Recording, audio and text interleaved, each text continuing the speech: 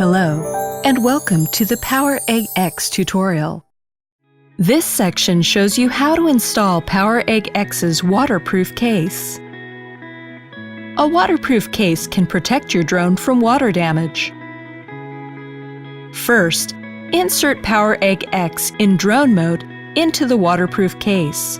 Ensure that the rubber seal strip of the case attaches tightly to the arms.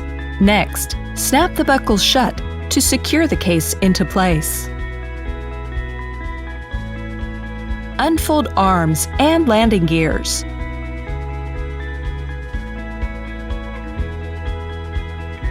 Power on the remote controller. Start the drone. And run the Vision Plus 2 app to enter waterproof case mode. That's all for this section. Thank you for watching.